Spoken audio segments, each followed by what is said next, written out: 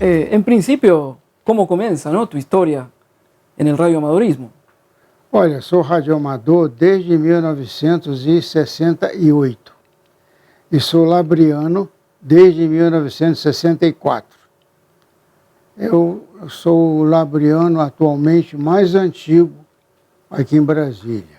E naquela época quem fazia os exames para radioamador e quem mexia com toda essa regulamentação de radioamadorismo era o DCT, que era subordinado ao Ministério de Viação e Obras Públicas. Eu fiz o exame em 66 e levaram 2 anos para sair Indicativo. a licença, a aprovação e, por conseguinte, a licença, né? Eu cheguei em Brasília em 62. E o Clube de Radioamadores, a Labre, tinha sido recém-fundada pelo Dr. Remi Toscano, Papatango II, Victor Eco, atual. Naquela época, ele veio do Rio Grande do Sul, né? Ele era gaúcho, médico, e ele fundou a Labre. Ele morava num acampamento, que o Brasília ainda estava em construção. Ele fundou a Labre na casa que ele morava no acampamento. Aí não tinha exames, sustaram o exame, essa coisa toda. Houve a renúncia do Jânio Quadros, e foi aquela coisa toda. E o DCT não tinha interesse que nós tivesse muito radioamador. E naquela época o exame de radioamador é bem difícil. A classe C era só 80 metros. A classe B, para ser classe B, só de maioridade, quem tinha maioridade, e que tinha telegrafia. Cadência de 12 palavras por minuto para passar no exame. Tinha radioeletricidade, a pessoa tinha que fazer um esquema de um receptor e um transmissor. E naquela época o mais fácil que tinha era um equipamento italiano. Geloso. Geloso. Geloso. Aí todo mundo gravava aquela do geloso e fazia, entendeu? No DCT fazia a prova. E tinha uma redação sobre um assunto que falasse sobre o radioamador. Calamidade que o radioamador tinha que seguir. Tinha radioeletricidade, tinha a montagem do equipamento, a legislação era o decreto 58.555. Eu fiz por esse decreto. Aí, em 1985, saiu a norma 01, transferindo aquela regulamentação que tinha no decreto 58.555, transferindo para a portaria, por uma portaria, que uma portaria é feita era feita no Ministério das Comunicações. E o decreto só o presidente da República que faz, que edita, né, que assina. Aí isso foi mais fácil, foi uma reivindicação. À época, quem era o ministro das Comunicações, em 1985, era o deputado Antônio Carlos Magalhães.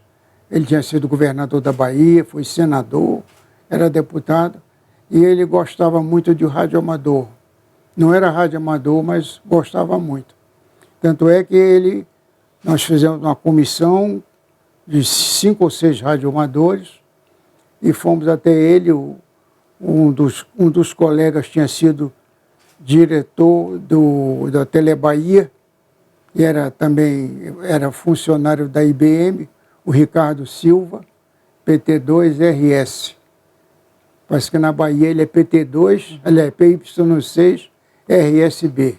Eu sou de Manaus. Manaus, Amazonas. Nasci em 17 de maio de 1934. A Labre foi fundada no dia 2 de fevereiro de 1934. Ela é um pouquinho mais velha do que eu. Tem toda a história, você. Foi fundada com a união de uma associação de radioamadores, uma do Rio, outra de São Paulo.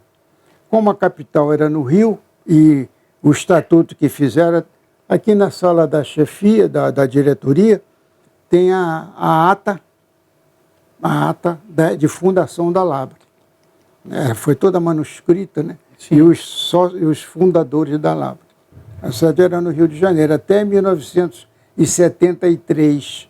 Tem um quadro também aqui na sala da diretoria, que dá a data mais ou menos exata da transferência da Labre do Rio de Janeiro para Brasília.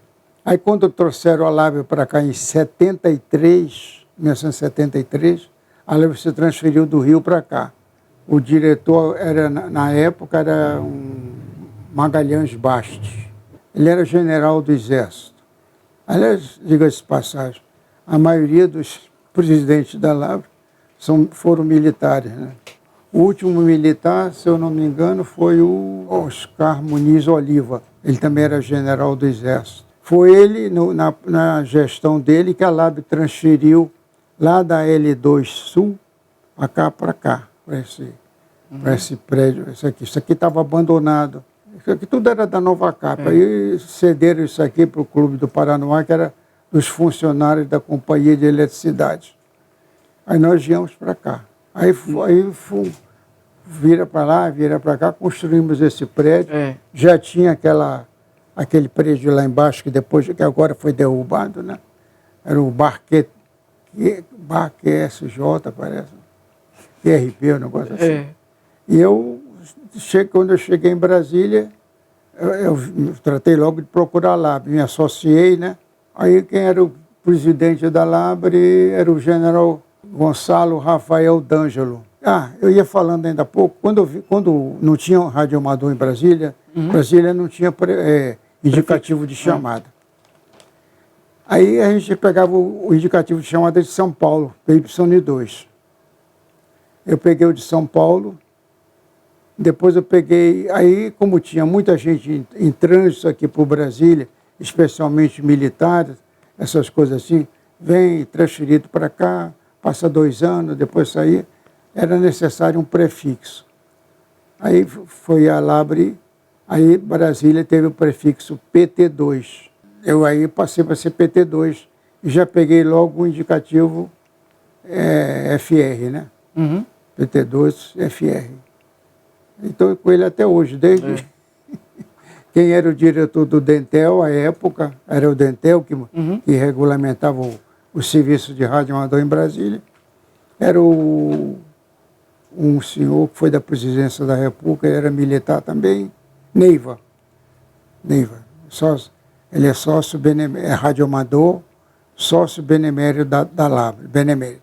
Foi o último presidente da Anatel, do Dentel, antes de ser convertido em Anatel. Eu sou o representante no caso do radioamador brasileiro perante a IARO, né? Eu sou, como se diz na língua de Ramadel, o Labre Liaison Officer, o elemento de ligação da Labre com a IARO. A IARO hoje em dia é observadora, digamos assim, assistente, que nós todo ano tem uma reunião em Davos, na Suíça, da ITU, coincidentemente com aquela reunião que tem dos ministros da economia dos países, reúne em Davos, na Suíça. E o Brasil comparece. Aí vai uma comitiva, entendeu? Representando da IARO. Antigamente a gente ia só por curiosidade. E hoje em dia a gente ainda até como observador conselheiro. Tem um colega nosso, que mora em São Paulo, é muito entendido em telecomunicações, o Flávio. Isso. O Flávio é muito entendido em telecomunicações e ele acompanha. A Labre lá no exterior, por incrível que pareça, a Labre é bem reconhecida. Tem um conceito muito alto. Inclusive, a faixa dos 10 MHz, aqueles 150, sim. 150 quilociclos que nós temos, né?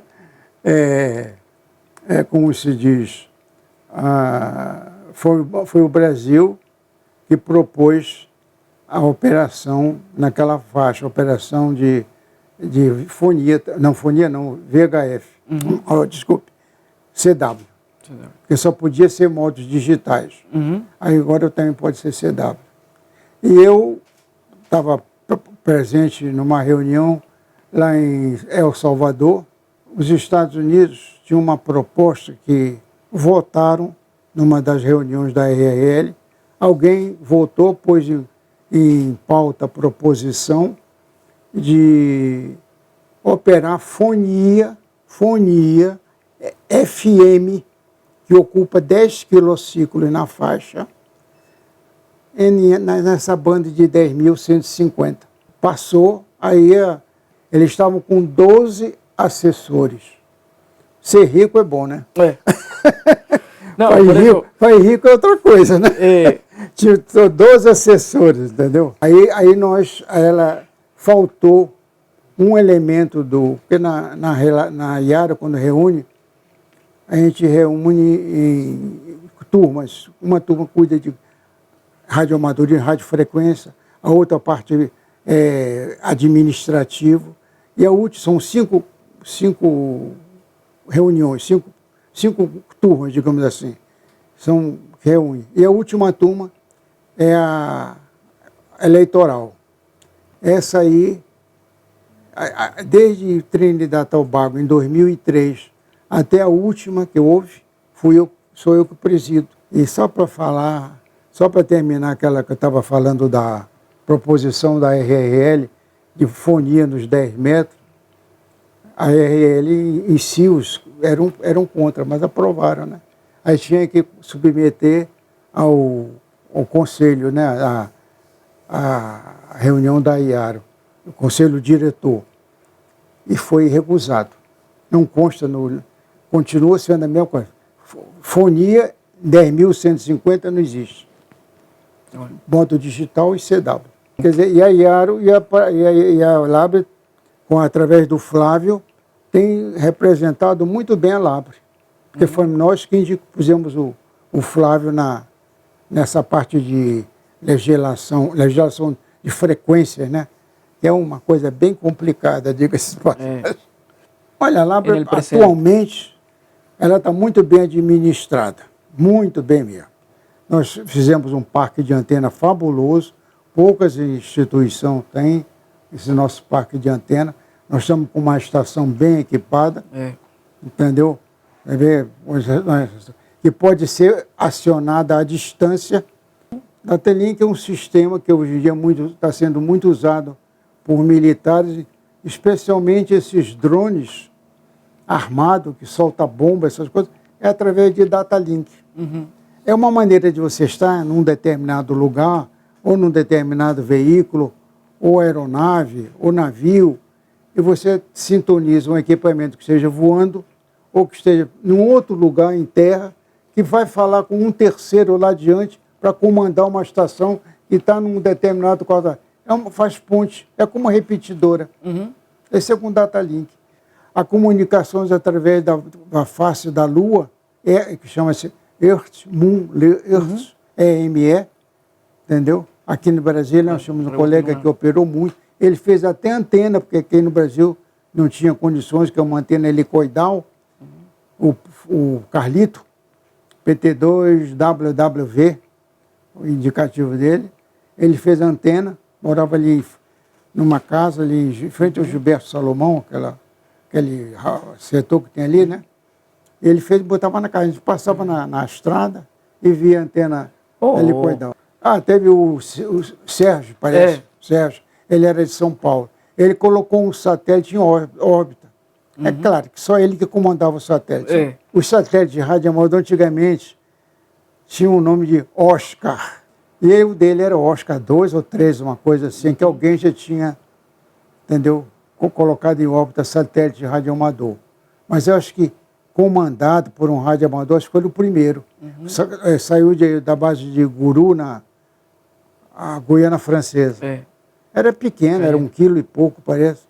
Deu um trabalho danado para ele colocar aquele satélite no foguete. Meu primeiro transmissor que eu tenho até hoje, que até eu vou mandar lá para o Rondon para fazer uma revisão, é um FTDX 401. Todo valvulado. Todo valvulado. 550 watts. Agora, ele não é muito bom, um bom equipamento. Até 15 metros, o bicho vai bem. Você põe 550 watts de saída, ele põe 350 RMS, né? E esse 401 só não é bom em 10 metros. Só sai 10 watts. É todo valvulado. Agora, esses equipamentos aqui, ó, se você pôr isso aqui, tudo aqui, ó, você põe, sai 100 watts de 10 metros. Olha, quando eu comecei, tudo era valvulado. Não tinha transistor. Montei muito rádio, 5 válvulas, super heterodino. Todos 5 válvulas. Uma válvula, ele funcionava com 6 volts, né? As válvulas. Bom, os primeiros eram 6 volts, as válvulas, o filamento. Depois passaram a ser 12, né? Aí o super heterodino era válvula de 12 volts. Aí a gente tinha transformadorzinho. Mas o transmissor mais usado pelo radioamador era um transmissor, era um armário desse tamanho assim. Embaixo era a fonte, era uma válvula grande, entendeu? Puxava uma, era tudo AM. A cristal, era cristal, não era VFO, era uma cristal. E a saída deles, em AM, a amplitude modulada, né? A saída deles não dava muito watt, era 40 watts, 10 watts, 20 watts, 50 watts, entendeu? Não tinha 1 kW, essa coisa toda, que o bicho consumia uma carga de eletricidade violenta. A onda portadora era lá, a onda portadora de AM é larga, ocupam, normalmente davam muita estacionária porque ainda não existia cabo coaxial, era linha aberta. Onde eu visitei uma estação de rádio, foi na antiga União Soviética, em Moscou. Eu visitei uma estação de rádio lá. Eu vi sair, não entrei na estação do clube, não. Que aquilo só entrava quem era radioamador russo. Eu era radioamador, mas não era russo. Foi no P.O. Box 88 em Moscou, né? Eu estive no P.O. Box.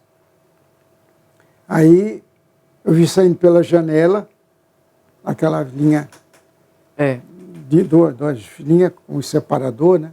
Um palmo de separador. Olha, esse geloso, aí passou a ser fabricado aqui no Brasil como o nome era Delta Geloso. Isso. Delta Geloso. Era um receptor e um transmissor. Até o Exército usava muito dele nessas estações de quartel. Tinha, entendeu? Eu visitei lá em Manaus tinha o 27 BC, Batalhão de Caçadores. E eu visitei a estação rádio, quando o presidente Médici foi lá, né? Aí eu vi, na estação rádio tinha um receptor e um transmissor e era tudo fonia. Não tinha fonia. Tudo CW, Morse. Entendeu? Aí depois eu não sei, o Chavante, quem tinha um Chavante era o doutor Remy, que era presidente da Labra aqui, né? Mas ele era gaúcho, né? E o Chavante era feito no Rio Grande do Sul, né? Mas é um equipamento bom. Hubo construção em São Paulo também, houve várias marcas. O Delta era feito em Recife. Delta não, o de Gert. O de Gert eram dois sócios, o Eudes e o Gert. Um era brasileiro, parece que o outro era alemão. Um cuidava do dinheiro e o outro era engenheiro. Ele fabricou 4 tipos de Eudgert. O Eudgert A, eu trabalhei com esse equipamento. Era um desespero, rapaz. Você sintonizava a frequência, ele estava falando, se você batesse na mesa, o bicho engolhia a frequência. Mas que época, não? Aí saiu o B, é o de Gert B. Esse aí já saiu melhor, já a frequência não corria, mas era ruim recepção. Saiu o C, melhorado, já com bastante coisas transistorizadas, e depois saiu o D, que veio com o nome de Diamante, eu de Gert Diamante. A Labra teve... A Labra acho que teve todos os quadros aqui. Inclusive, o painel era um alumínio assim, lixado, uma coisa. Era bonito o equipamento. E era bom. Mas que época, não? O Brasil fazendo ele era equipamentos, 400 não? watts. 400 watts. A gente construiu aqui... você vê, a Varig, exceto o equipamento de avião, porque o equipamento de avião tem que ter uma homologação internacional. É por isso que só existe Collins, Reynolds e outras marcas famosas no mundo. Mas todo equipamento de terra, daquelas estações, era como se projetado e feito na própria Varig. A Varig tinha uma escola de pilotos lá no Rio Grande do Sul, uma escola de pessoal de apoio, eletrônica, mecânica, essa coisa toda. Tudo isso lá no Rio Grande do Sul eles tinham. Era bem... Inclusive, dentro do nosso centro de controle, aqui na FAB, tinha um equipamento para a gente falar com a Varig, um equipamento ponta a ponta de VHF, todo valvulado, feito pela própria Varig. A gente falava com a estação deles, ficava lá perto do Núcleo Bandeirantes. Olha, o radioamadorismo, eu gosto de radioamadorismo desde que eu era garoto. Eu sou de Manaus, fiquei em Manaus até a minha idade dos 14 anos, depois eu fui para o Rio. E era vizinho de um médico, o Dr. Mendes, ele era radioamador. Tinha uma antena que ele mesmo fez, uma antena de 3 bandas, né? Triex. Fez madeira com cano de alumínio. Inclusive, o fio da antena era aberto, linha aberta. Não tinha só coaxial naquela guerra. Isso foi nos idos de 44, 45, né? Aí, desde essa época que eu me interesso por comunicações, radioamadorismo. Entendeu? Aí, sempre gostei disso. Trabalhei, me formei em eletrônica. Aliás, eu primeiro fiz eletrotécnica. Eu estava fazendo fiz o curso ginasial e estava fazendo o científico. Mas o científico, eu precisei trabalhar, né? Meus pais eram pobres. Aí eu precisei trabalhar e naquela época a faculdade só tinha de dia, não tinha noite. Não tinha nem particular à noite, era só durante o dia. Aí eu fiz o ginasial, aí eu preciso trabalhar, estou crescendo, coisa e tal, chegando à maioridade. Aí fui fazer o curso de eletrotécnica. Fiz o exame de admissão na Escola Técnica Nacional, lá no Rio. Mas depois eu comecei a trabalhar durante o dia, e trabalhava durante o dia, à noite, e estudava durante o dia. Era de manhã e de tarde. Aí eu depois eu vim para Brasília, me ofereceram, esse Neiva, Coronel Neiva, ele era professor, na época era capitão, ele era professor de eletrônica no Elefante Branco, aquele ginásio que tem lá, aquela instituição de ensino que tem lá na W5, né? Me ofereceu, ele era radioamador também. Disse que acho que você não faz o curso eletrônico, eu sou o coordenador do curso. Aí eu fiz, tinha matérias, mas nunca trabalhei nisso. Nunca montei transistor. Válvula eu montava, mas transistor nunca montei. Aí depois disso, fiz curso de Direito, Administração. Toda a minha vida eu fui radioamador. Eu vou morrer sendo radioamador. Eu aqui na Labra já tive todas as funções que um radioamador pode ter. Sim. Fui diretor da Labra, conselheiro, secretário-geral, vice-presidente. Quem passou a escritura desse prédio aqui fui eu e o doutor Remy, que era presidente, eu era o vice-presidente.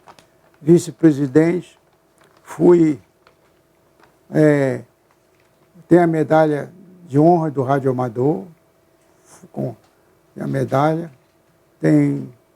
Fui presidente de conselho, fui conselheiro, várias vezes conselheiro, presidente de conselho.